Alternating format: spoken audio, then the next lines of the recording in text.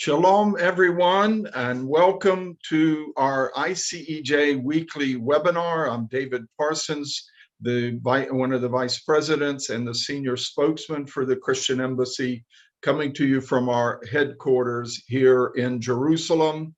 We're really excited about our topic today. In a way, it's unpleasant, but it's also really grabbed your attention.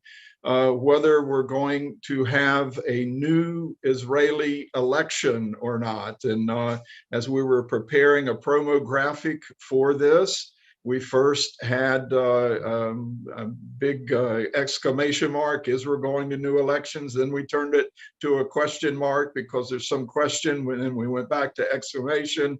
But we're going to find out, are there new elections? Or will we have an alternative government here in Israel? And to help us explain all this, we saw a webinar session by our good friend Dov Lipman on Monday, just as the news was breaking. He really had a good handle on it, answering. He was getting peppered with questions and doing so well in answer it. Dov is a former member of the Knesset, and today he is the CEO and founder of the organization Yad L'Olim. It's so good to have you, Dov. Thank you so much. It's really great to be with you, David, and with everyone in the audience. Yeah, look, we remember you fondly from the days you were in the Knesset and part of the Knesset Christian Allies Caucus, and we really had some really good times engaging with you then, and watching you over the last couple of years. This Yad L'Olim, it means a hand to new immigrants. And especially what you've done over the last 2 years to help all of us understand the COVID regulations, how to get in and out of the country. We were following your material closely. We really thank you for it. Appreciate it. Thank you so much. It's really been a remarkable blessing to be able to be a resource for literally tens of thousands of people all around the world, and especially when it comes to helping people get into the Holy Land. What better mission can there be? So, and now we're certainly in a mode in Yad L'Olim once they arrive here, making sure that they have a good acclimation and succeed here. And I view it as playing my role in the fulfillment of biblical prophecy. It can't get better than that. Amen. We just helped 160 Ethiopian Jews with a flight on Tuesday this week. Some of them, these families have been separated for 20 years or more. It was just so powerful, the emotions, people overwhelmed, greeting each other. But this is holy work, Dov, and so glad to see you involved in it. Look, we've got the political turmoil and limbo of recent years is still continuing. We've had a government here for about a year, but it is voluntarily collapsing or dissolving itself, or is seeking to. And we're going to try and understand this. This news broke on Monday. Dov had special credentials as someone coming from abroad, an Olim, an immigrant who understands maybe some of the Western audience a little better, and but also an Israeli and member of the Knesset itself. He knows it from the inside. So I think he's a good voice and a good person to help us understand and analyze what's going on, because it's complicated. And Dov, if you allow me, I'll start out with a screen program, a PowerPoint real quick that I prepared for this. And this, Israel going to new elections, should this be an exclamation? Should it be a question mark? It's changing every hour almost. So we're going to try and answer this today. The current government, of course, is very broad. It has Naftali Bennett as prime minister with his 6 Knesset members. He had 7, but 1 left as soon as they were in the Knesset and didn't want to join the coalition. Yair Lapid of Yesh Atid, 17 seats here. He's the foreign minister, but now he's slated to become the interim or caretaker prime minister if we're going to new elections. Gideon Sa'ar of New Hope, Avigdor Lieberman of Israel Beitenu. Of course, both of these connected to Netanyahu in the past and Likud, but now on their own, and part of this coalition, a change government that wanted to keep Netanyahu out of power, the former Prime Minister Benjamin Netanyahu. And we've got Horowitz here of the Meretz Party. On the left, Benny Gantz, former IDF Chief of Staff of the Blue and White Party, a centrist party. Mansour Abbas, Ra'am of the Arab Party. So you're going all the way from Bennett on the right to Mansour Abbas, an Arab party on the left, an Islamist party. In many ways, it's conservative. Its religious views in some ways are sort of like the ultra Orthodox. And then Marav Michaeli, who now heads Labor. This has been the government. These guys have been trying to bring them down. Benjamin Netanyahu, of course, Likud has the largest party, but they're not part of the government because these other guys banded together to say he needs to deal with his scandals, these trials that he's going through, and then maybe once he cleans the slate of that, he could get back in politics. Itamar Ben-Gvir on the far right and his partner Bezalel Smotrich. You've got two Arab parties on the left, the Arab Joint List and Ta'al, Moshe Gafni of the United Torah Judaism, the traditional Ashkenazi religious Jews, Aryeh Deri, the traditional Sephardi religious Jews, ultra-Orthodox Jews. And those are the members of the opposition. The problem is they haven't been able to unite enough, even though it's about a 60-60 split right now. They haven't been able to unite enough about bringing down the Bennett-Lapid government, because these Arab parties don't want Netanyahu back in power. So they'll try and keep the government afloat from the outside if it looks like it's going to fall. And that's Dov, I think, will help us understand that dynamic. And we'll come back to this PowerPoint in a little bit. But Dov, I'm going to hand it over to you, and you give us, your narrative and snapshot of where we are right now. Absolutely. Thank you so much. And that was a really good presentation to set the table for some of the words that I want to share. The first thing we have to remember, as you saw from David's presentation, is that Israel is a parliamentary system. We know we don't have direct elections. I grew up in the United States of America, where it's just straight up elections for the president. There's a separate branch. That's the legislative branch, which is Congress. And then, of course, you have the judiciary. Here in Israel, the legislative and the executive are very much merged together. When we have elections, all we vote for, all the people vote for, are the 120 members of the parliament. By the way, I'm sure all of you would like to know that the reason why it's 120 is because thousands of years ago, when Ezra led the people of Israel back to build the second temple, there was a body of leaders called the Anshe Knesset Hagdolah, the men of the Great Assembly. There were 120 of them. We in Israel, this is not a story that's 74 years old from the state of Israel. It's not 120 years old from Herzl. It's thousands of years old, as all of you know, and we connect back to that past. So we vote for 120 members of Knesset. There are national party lists.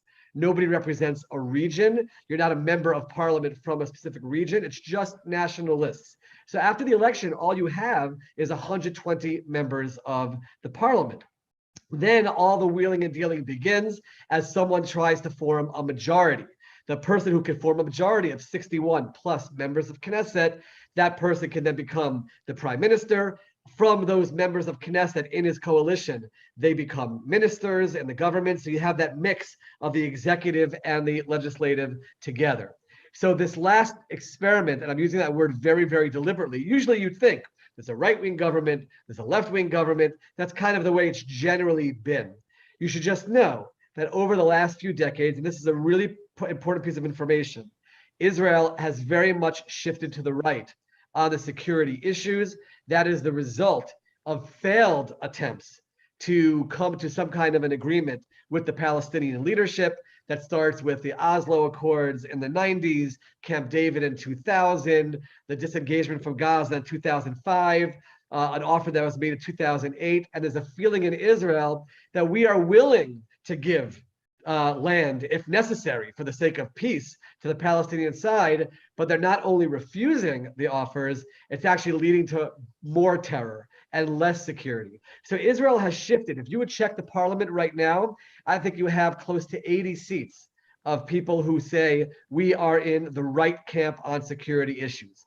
The challenge has been that there are many in the right-wing camp who do not support Netanyahu to continue as prime minister. They will say he has been a great leader, he has done wonderful things for Israel, but it's time for him to move on. Some will focus on the charges, the indictment against him, which is in court now, and they say we can't have a sitting prime minister who's under indictment. So there are various reasons why people don't want him there, but as a result, Netanyahu, despite Israel's right wing being way over the 61, he has not been able to get to the 61, and he was not able to form a government, which led us to all of the election cycles that we had.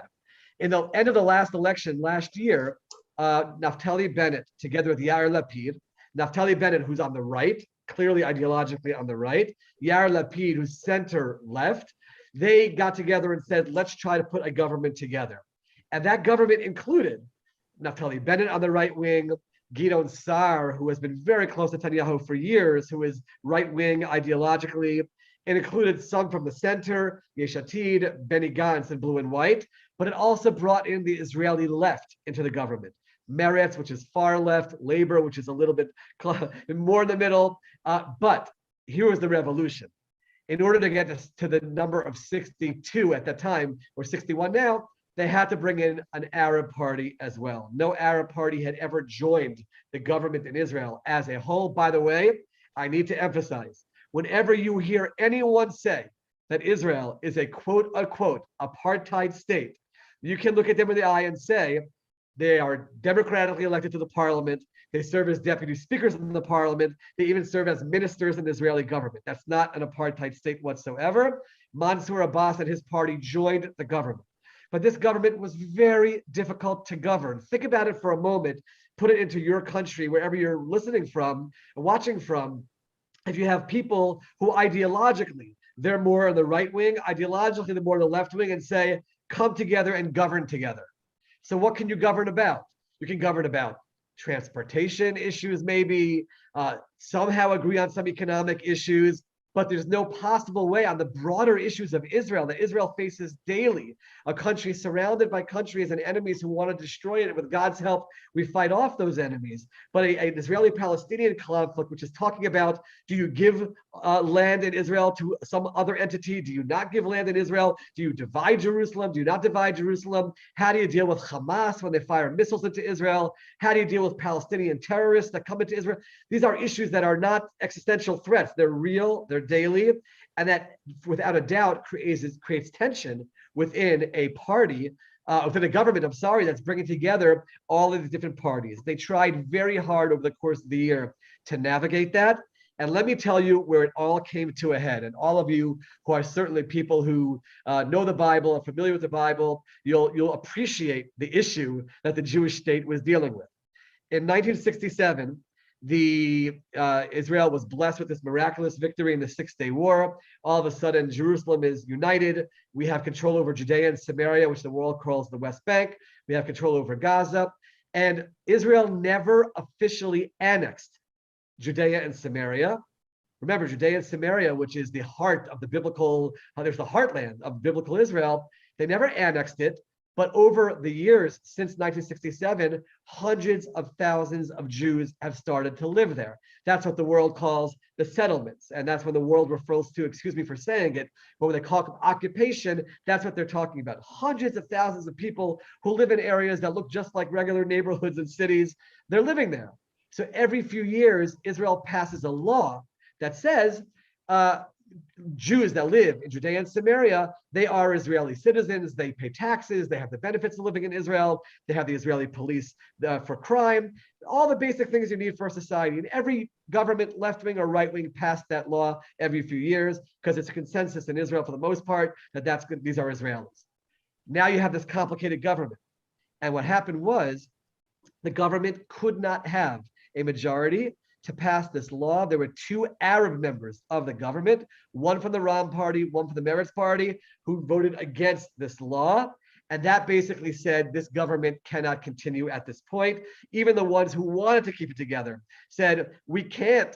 This is a basic law. This is not changing the status quo. This is a basic law that Israel always passes. One member of Knesset from the coalition yelled out, the experiment has failed. If Arab Israel is not able to vote with us on a basic law, these two Arab MKs, then we can't, other Arab MKs voted for it. We can't do anything at that point. We can't govern the country. That led the Prime Minister of Israel this past Monday, Naftali Bennett, to say, we are going to dissolve the Knesset. What does that mean, dissolve the Knesset? It sounds like a foreign terminology. I can tell all of you, I remember the feeling sitting in my seat in 2015 inside the chambers of the Israeli Knesset. A vote is brought to the floor saying we propose to disperse the Knesset and go to elections, and your screen is in front of you, and one of the options is in favor, and with trepidation, you take your finger and you press in favor, basically saying this Knesset no longer exists. I don't know if I'll have a job in the Knesset after the next election, and sure enough, in my case, that is actually what happened. But the government could not function any longer. Naftali Bennett and Yair Lapid agreed together. Yair Lapid was the other party that kind of came together with Bennett to make this happen. He was the foreign minister and the alternate prime minister. In their coalition agreement, they said, if we go to an election, Yair Lapid takes over as prime minister. Naftali Bennett announced he wants to bring this law to the Knesset floor, and Yair Lapid will take over as prime minister in the interim until a new government is formed. So where are we right now as we speak, David? Let me just tell you where we are. On Wednesday, the first vote to disperse the Knesset passed by unanimously. Everyone voted in favor. But anybody who knows government, anybody who knows legislative work, nothing happens instantaneously. Now the law has to go to a committee where some issues will be discussed. They have to agree on a date for the next election. They have to agree on what legislation will they allow to pass during the interim period of time while we're in an election cycle. And then at some point early next week, the law should come back to the Knesset floor for another reading, go back to the committee, and then back for a last two readings. In the interim, though, and this is the last point that I'll make, there are some who are saying, let's not go to a new election. Let's try within the construct of the 120 members of parliament we have now to put together a majority that would support Netanyahu. Maybe some people who didn't support him in the past will say, well, we're going to an election. I might lose my seat. My party might not get into the Knesset to begin with. Maybe we should explore joining together with him. So there are attempts that are being made to do so. So there are a few days for that to happen. At the moment, as we speak, there has been no breakthrough on that front. Again, anything can change at any moment. So as I'm looking at you right now, it does seem that by some point, beginning to middle of next week, the Knesset will get through all of the votes and will disperse. And that will set us on an election campaign, which has to be at least 90 days. But we'll talk about that more as we move forward. Thank you. Thank you. We have this situation where right now Netanyahu is trying, he has 55 seats, 55 votes. He needs 61 in order to approve a no confidence motion that is constructive. In other words, he proposes himself as a new prime minister and a new government, a new cabinet, and if he can get 61 of the current MKs in the current Knesset to approve it, then we won't go to a new elections. And if the public right now, this would be the fifth election in around 3 years, right? 3.5 years. Yes, so the public doesn't want elections. All these politicians know it. And so there is some reason for some of them to sort of jump from the current coalition on the right and join Bibi in a government. But he has 55. He won't get those Arab parties in the opposition. He needs 6 members of the current coalition. And I understand Ayelet Shaked is sort of thinking about this, but she's a minister. She'd have to resign, right? And then wait 48 hours till she's a Knesset member again, and then she could vote.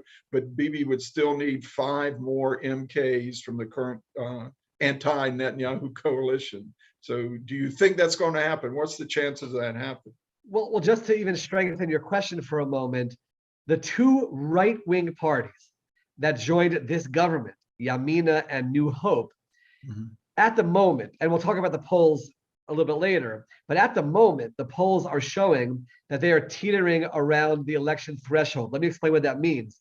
In order to get into the Knesset, you have to win 3.25% of the vote.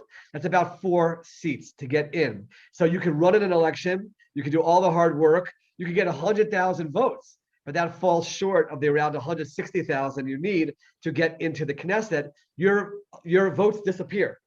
They're dispersed amongst other parties equally. You lose those votes, you do not get into the Knesset.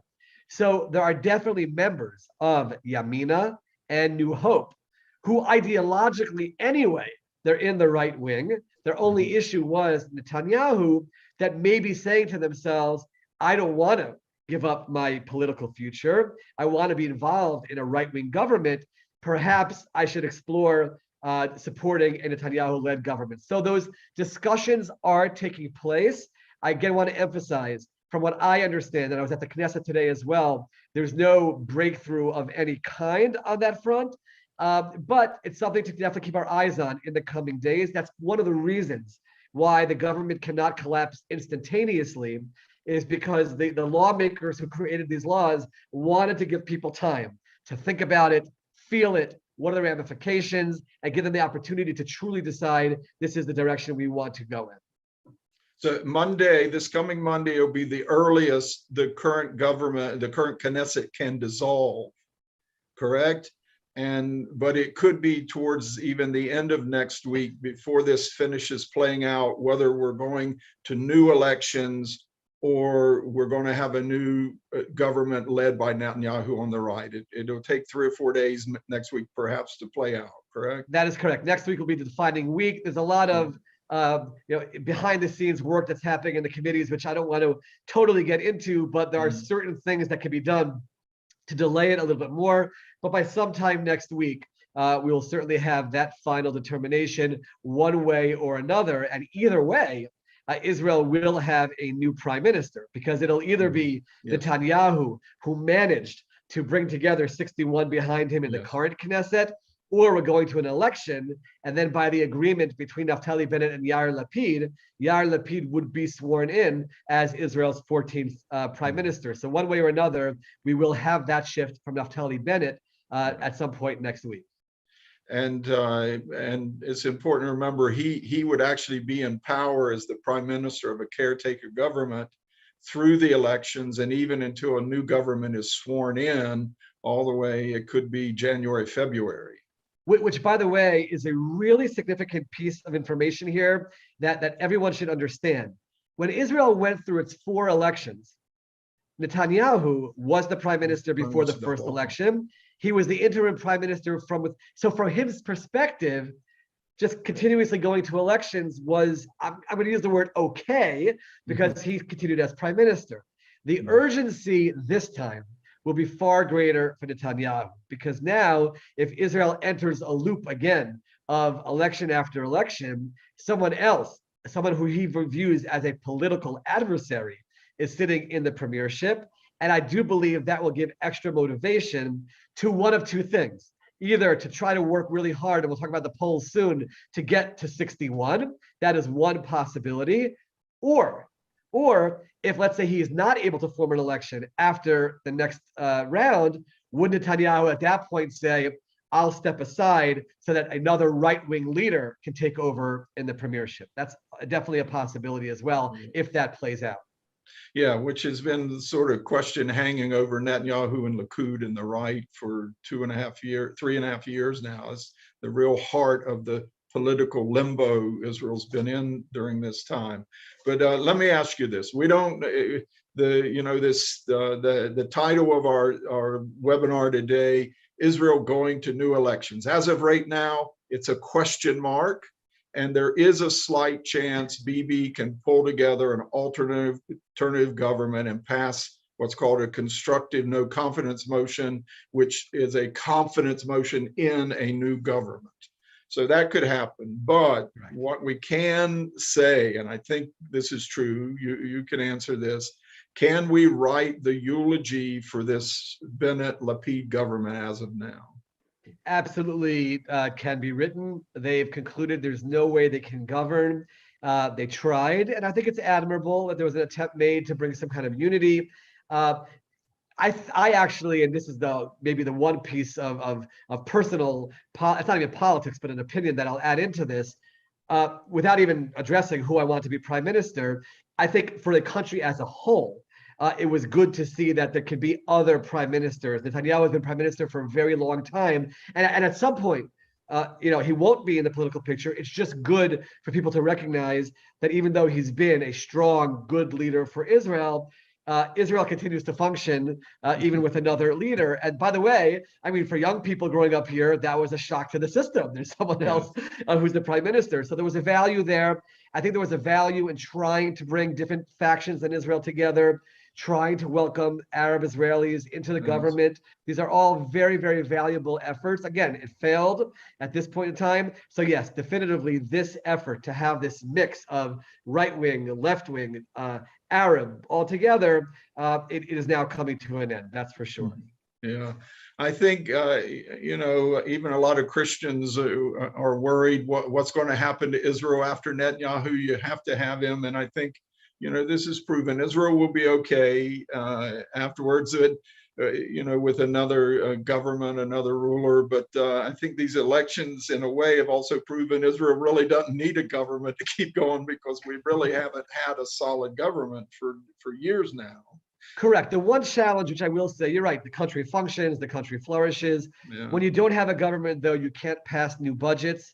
And there are always new needs that come up, new programs. There were programs for special needs children that were on hold for a long time. There were welfare budgets that were on hold for a long time. Those are the things that are really difficult when you're not having a new government. And also, any interim government can't move the country in any real particular direction. It's really just a caretaker at that point in time. So there is definitely something which is lost. But one of the things that I learned as a member of the parliament, the Knesset, and obviously I believed in God beforehand, but when you are behind the scenes and you see regular human beings with human frailties that are trying to run a very complex, complicated country, you realize that when it's all said and done, God is behind Israel's unbelievable success, and certainly fully believe that God will always be behind Israel's success. So care, concern, I'd like Israel to be in a certain direction, that I definitely accept. But fear of some kind of an overall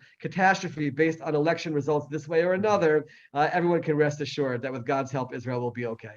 Amen. We can say amen to that. Now, when I look at this government over the past year, I think it was good to have a broad government. It wasn't necessarily consensus or whatever. It was thin, fragile, but still broad. And I think overall, I know on the right, there's a lot of criticism that Bennett, from the right, he partnered with an Islamist party, which they're more conservative and all. But when you look at the Abraham Accords going on and these Arab countries, that next tier of Arab countries normalizing relations with Israel as a Jewish state and not waiting for the Palestinians or whatever, that process going on in the region, I think it was good for Israel to start normalizing the relationship with its own Arab population. And so even though I can't agree with all of it, it's good that they started participating and feeling a part of it. I definitely agree with that overall idea. And let's remember, one of the things that happened during this year was one of the ministers in the government was Asawi Frej from the Meretz Party, who was the Minister of Regional Cooperation. So think about that for a moment. You're an Arab leader in the United Arab Emirates, or in Bahrain, or in Morocco, and the Minister of Regional Cooperation for the Jewish state is an Arab Israeli. And that's really, really powerful statement in terms of re-emphasizing what I said before about Israel being a country that does give rights to all of its citizens, regardless of their faith or background. Yes, there's a complex conflict with the Palestinian side, but within Israel itself, that's such an important statement to be made. And I do agree that it was an important step that was taken.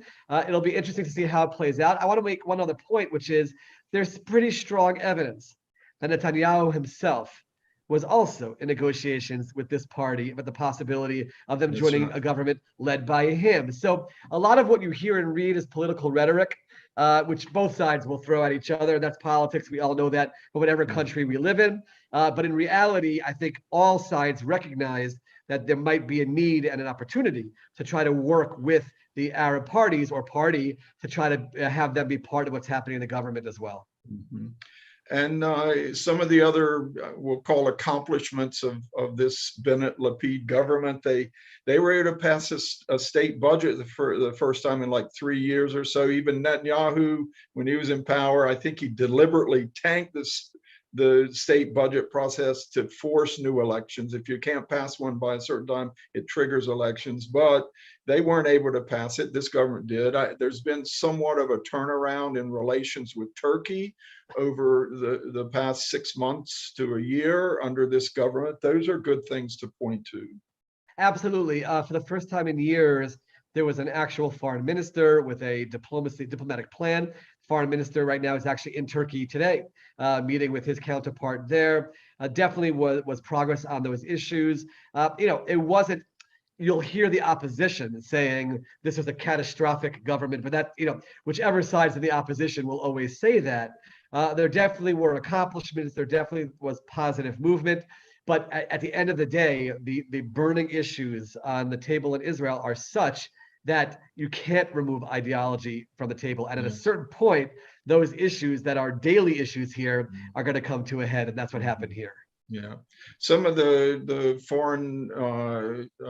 foreign affairs accomplishments, I think you also have to give some credit to President Isaac Herzog, who normally, you want the president to be a little limited, don't get too political, whatever, but he's really done some good things to keep the momentum of the Abraham Accords going. He was the first one to go and visit Turkey and start turning that relationship around. So it's been a good partnership between him and the Bennett-Lapid team, coalition.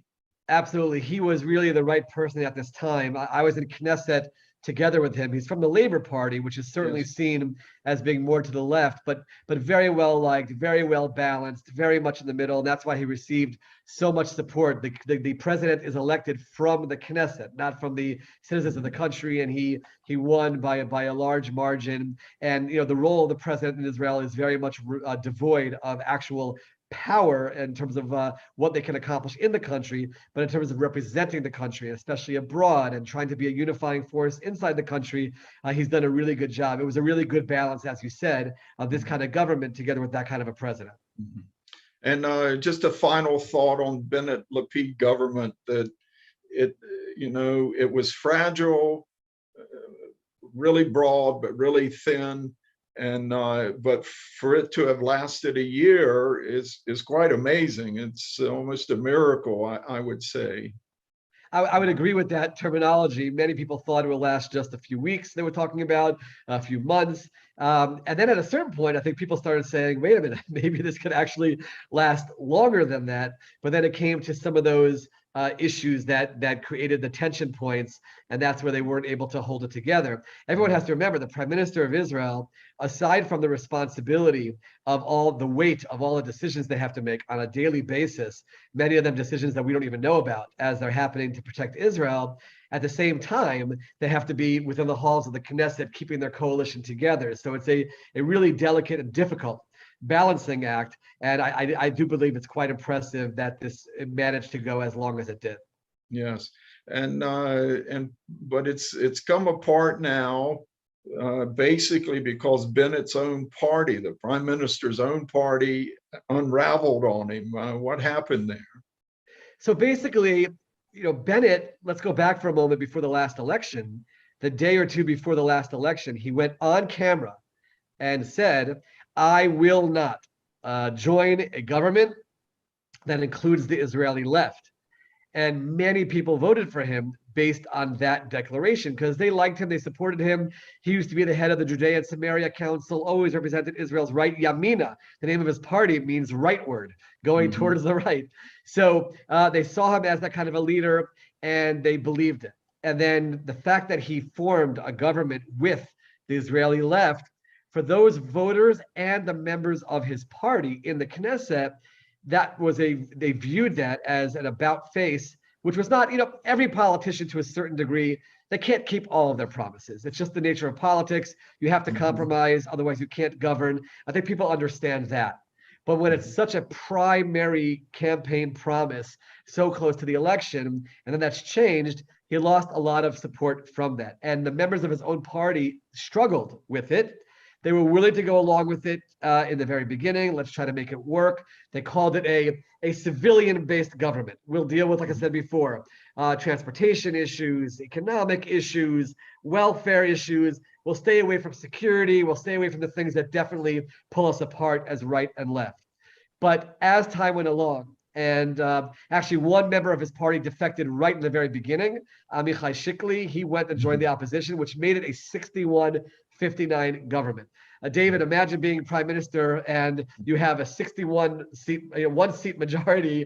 Any member of Knesset could come to you and say, if you don't give me what I want, joining the opposition and voting no confidence in the government. So it's a very, very difficult, delicate position to be in. And little by little, the members of his party said, we're not just governing in the center on economic issues and the like and infrastructure. We're giving in to the Arab party's demands for all kinds of funding for things that we don't think funding should be going to. We feel like we can't even pass the Judea and Samaria law, which is just a basic law that Israel has passed in every single government. How can we, as people who are ideologically right-wing, continue to sit in a government if we have to literally just ignore all of our ideology along the way? And so, yes, the final collapse did happen via Bennett's government, Bennett's party, when another member of Knesset, Idit Silman, she said she's leaving. That made it 60-60. And then the last member, who's very close to Naftali Bennett for years, has been with him, Nir Orbach, he said, once the Judea and Samaria law fell, I can't be part of this. And that eventually makes it 59-61. And at that point, Bennett realized, yes, his own party is not able to stick with it. Let me do the gracious thing and not try to fight this, but actually go along with it and initiate the dispersal of the Knesset. Yeah. Now, one of the reasons we're still in this political limbo, and I think it's one of the reasons that the Bennett-Lapid government was able to last a year, is that there's really been no movement one way or the other, not a whole lot of movement or disposition of Netanyahu's trials. It does seem like his lawyers have done a good job. The one state witness in the most important case really threw some doubt on the state's evidence. But if that had moved one way or another, that would really affect the political landscape. And do you see any movement in the next few months on that? Well, first of all, it's a really astute point that you're making. And there's no doubt, if, let's say, things were looking like it's heading towards a conviction, there might be a lot of pressure in Likud even today. Step down, let somebody else like a Nir Barakat, who's the former mayor of Jerusalem, take over Likud. At that point, we will have 61 because these other parties will join us. There will be that kind of pressure. But the opposite has happened. I'm not saying the trial won't move forward, and I'm not saying it won't go towards a conviction. I have absolutely no idea. But there's been a lot of chipping away at the prosecution's case, definitely weakening it, perhaps reducing it to a lower charge in the end. We just don't know where it'll go. The legal process in Israel is very, very long. This court case is not anywhere near its end. And therefore, there's definitely a feeling on the right and the supporters of Netanyahu of empowerment, of a certain energy that says, it's all crumbling. They're all out to get him. Let's bring out the vote and get him to the point where he has the 61 that he needs. There definitely is that sentiment out there. On the flip side, I will mention there is an effort being made now in the Knesset, and now we're getting into some of the complexities, to try to rush the passage of a law before the next election, before the Knesset disperses, a law that would say that someone who is under indictment cannot put together a government and become prime minister. That's an effort that's being made right now via the Law and Constitution Committee. It does seem like there will be a majority with the help of the Arab Party in the opposition to get that law passed. But everyone should know, even if you do hear in the headlines that they succeeded, and the chance of them doing it is not high because the timeline is not simple to pass a law like that. But even if they do, let's fast forward for a moment to the end of this election cycle. If there are 61 MKs supporting Netanyahu for prime minister, they can actually convene the Knesset, change the law again, say that you can form a government under indictment, and then Netanyahu can be handed the baton to try to form a government at that point. So it's almost a symbolic gesture at this point because it can be undone, even if they do somehow pass it before this Knesset disperses. This is turning to the Roman Senate, making the rules as they go along. That's right. And by the way, you should know, Prime Minister Bennett, who has been obviously against Netanyahu, he has come out and said he's against the passage of this law because he feels you can't change the rules of the game as you're going into the game. So yeah. Okay, it looks. Let me just tell everyone who's listening, if you're on Zoom and you have some questions, please put them in the Q&A part there or in the chat, and we'll find them. But I got a few more myself here, Dov. This is a great conversation we're having with you. So it looks very, it's very slim chances that we'll have an alternative government with this Knesset under Netanyahu. It's a possibility. We'll find out next week. But the greater odds right now are we're going to new elections. Right now, everyone says that it'll probably be in early November. But what will those elections be about? What's going to shift? Who's benefiting here? So, certainly there's a lot of business right now for the pollsters in Israel. And, the day that this was announced, they all went and did polls. And all of the polls show one trend. They show that whereas Netanyahu emerged from the last election, at that point with just 52 basically supporting him, there have been some defectors since then. At this point, the polls are showing he's around 59 seats of support. That is because many people in the right wing or people who maybe voted for Bennett or Gideon Sa'ar that are right-wingers who joined this government, they're very upset with what happened with this government and the effort of working with the Israeli left. They feel that there's been an empowerment of a more radical element in the Israeli Arab society. For the first time in years, we saw Israeli Arabs waving Palestinian flags in Israeli universities. That's something which is scary. Israel has always dealt with its enemies surrounding us, whether they be the Arab countries or whether they be the Palestinian entities. But we haven't had an enemy that's been active from within the citizens of Israel. When you start seeing Arab Israelis waving Palestinian flags in Israeli universities, that starts getting a feeling of, wait a minute, maybe there is a strong anti-Israel sentiment among that population. We need a strong right-wing government led by Netanyahu. And you definitely see the Likud party rising in the polls from 30 to 36.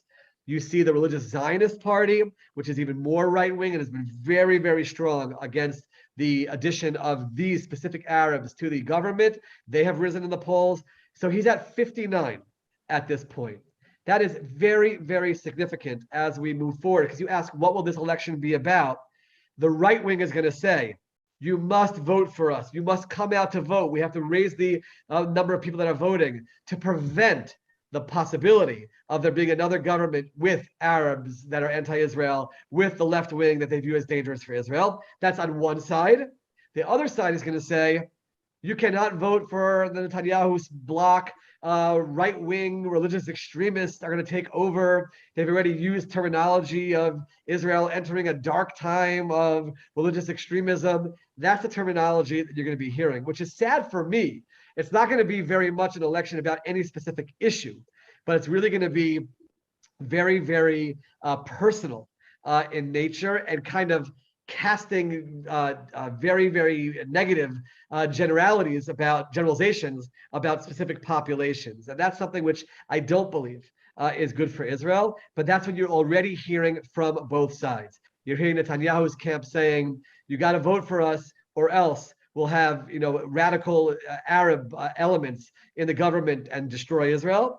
And you have the other side saying you have to vote for us, otherwise these extremist elements will come in and destroy Israel. And that's literally the terminology that you're starting to hear. And that's going to be, and I want to tell you, this is going to be a long, long election cycle. The law says that it has to be at least 90 days after the government dissolves. But that comes right around the time of the Jewish holidays.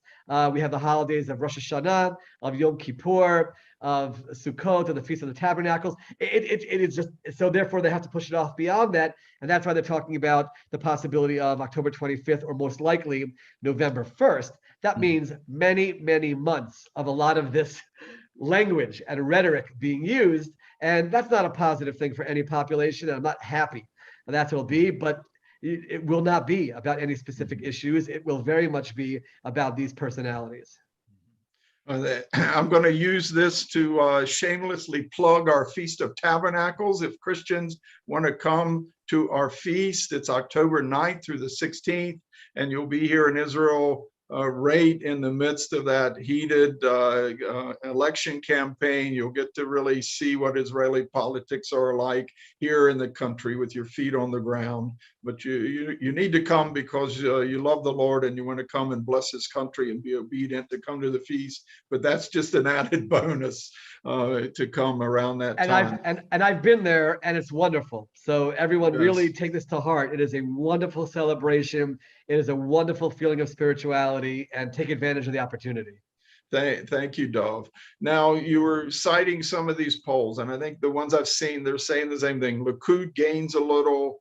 The far right, Smotrich and Ben Gvir, they gain some at the expense of Bennett's party and Gideon Sa'ar's New Hope.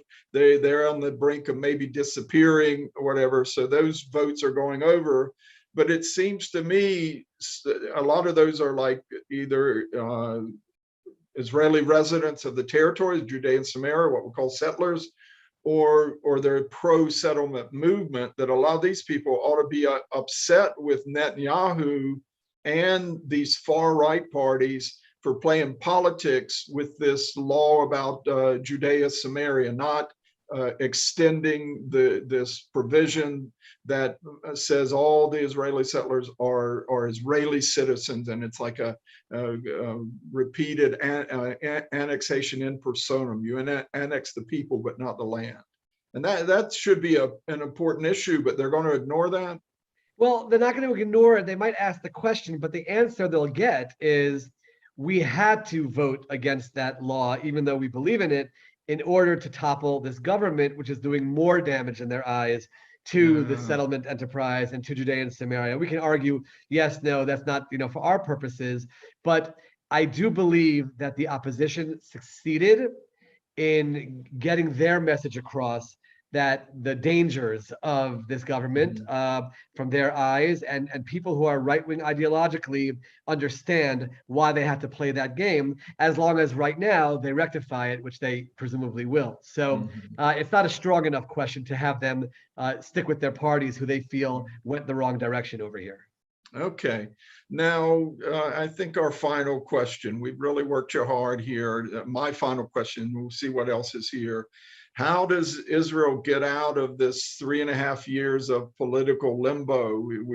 They've changed, the no confidence laws. It's harder to defeat or bring down a government through a no confidence. You have to have a 61 majority for an alternative government, or the dissolving the Knesset bill, which is another traditional way of ending a government. It can only be brought up every 6 months. So there's been efforts to try and keep governments in place, and raising thresholds to get into the Knesset and all. So these efforts are going, but they haven't solved it yet. What do we need? Well, if I could wave my magic wand, I would absolutely change the political system in Israel and change it to something which is more what I grew up with in the United States, with all of its flaws, but separation of powers, checks and balances. It's just a whole different system. The system kind of yields itself to some of these challenges. But in the interim, because they're not changing the system, there's only two possibilities that I see in terms of ending the cycle. One is Netanyahu does get the 61, and you have a right-wing government with absolute the 61. They all rally around him. It's absolutely not an impossibility. The polls are showing it's so close. You could have one of the ultra-Orthodox parties like Shas get one more seat by bringing out more people to vote. Likud could get more people to vote. That's one absolute possibility. The other possibility is what I said before, is that Netanyahu does not succeed in bringing the 61. The other side will not succeed either. They're not anywhere close to the 61 unless you try this experiment again of putting together all, which I don't think will happen. At that point, the Likud party might do some soul searching and say, we've tried, it hasn't worked. Netanyahu, you've done so much for Israel. Let's make sure we get a right-wing government in for Israel's future. And somehow there's an effort for him to step aside, which again is more likely now because he's not the interim prime minister than it was before when he was just prime minister anyway, between elections. And then at that point, Likud does another election for chairman, someone else wins. All of those right-wing votes that I talked about before, who are only going with the center left because they don't want Netanyahu, they would join, and then you'd have another solid right-wing government come together. So those are the two ways that I could see us breaking through this logjam of election after election. And we'll have to see how it plays out. And also remember, over the course of a 4-month election cycle, so much can happen. And the polls that we see today aren't the polls that we're going to see in a month, and in 2 months, and in 3 months. So everyone has to keep that in mind as well. I'm actually going to be giving regular updates on the Yad L'Olim Facebook page from inside the Knesset. If people are interested in this, they want to hear what's happening, they can definitely go and see that, and it'll be available on yadlolim.org as well. And I'd certainly be more than happy to come back on and give another discussion at some point with you and your audience so people can be more educated, understand exactly what's happening. That's great. We'd encourage people to follow Dov Lipman and his, it's Yad, YADLOLIM.org, Yad L'Olim, and he's going to be giving more updates. They have a Facebook page. They're on LinkedIn. They're all over, and they've been, as I said at the start, very, very helpful in helping everyone understand Israel's health regulations under Corona, who gets in, who gets out. He was helping people get in the country for bar mitzvahs and weddings and things like this, because even the Jewish community abroad was having trouble getting into Israel, and he provided incredible service for so many. There's a question here from Dr. Wesley Mack in Canada. He just heard word that Bennett may not run in this election, and I know he got defeated one election, and they didn't do so well, and he decided to take a time out, and there are reports he'll do it now. Yeah, the prime minister's close friends are all saying that it does not seem like he will run because the polls are showing his party has lost its support. The right-wing supporters have gone to other parties, and all he really has is some kind of center-left 4 mandates or so, and then he might just say, "I'm stepping away gracefully," instead of going through a difficult election campaign and not crossing that 3.25% threshold. That is where he seems to be heading, as we speak right now. Again, things can change, but that is the understanding that we hear from his close friends. He's a really good guy, Army Yes. hero in Israel, high-tech entrepreneur, has a lot to offer society. And as I have learned, one can make a significant contribution to the people and the land, even from outside the world of politics. So hopefully he'll continue to do so, even if he makes that decision. Yeah, no, I look, I've been here 25 years, been following closely full-time Israeli politics and everything for over 30 years. And, I think Bennett and Lapid and Gedon Sa'ar and some of these other guys, they represent a new generation of leaders that they're willing to make personal compromises for the good and the well-being of the whole country as they see it. And I see that as something good for the future of Israel. I think that new generation of leaders, once Netanyahu's time is truly up, and we don't know when that'll be, Israel's going to be fine. And these guys, he's made some real compromises, and it's cost him. But he got wealthy on high tech, and he doesn't need the money, and he doesn't need the hassle. But he did it anyway for service and national responsibility. Absolutely. Okay, we want to thank former Knesset member Dov Lipman. He's now founder and CEO of Yad L'Olim, for giving us all these insights and analysis and just helping us understand whether Israel is going to new elections. As of now, it's still a question mark, but by Monday, it should straighten up into an exclamation. Yes, it's going to new elections, but we'll see then. Everyone's stay tuned. We haven't really set yet what we'll do next week on next week's weekly webinar next Thursday, 4 p.m. But stay tuned. We may revisit this issue, or we'll have some other very relevant current topic. And make sure also to join us next Wednesday for the global prayer gathering. We're going to have an excellent time. We've got some good guests on there and worship leader. And thanks again, Dov, for your time and just sharing all your insights. My pleasure. Thank you so much for having me, and blessings to all of you. All right. God bless. God bless.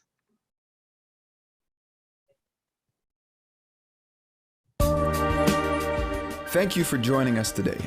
We'll see you next Thursday at 4 p.m. Be sure to subscribe and follow us on our social media pages for more exclusive ICEJ content.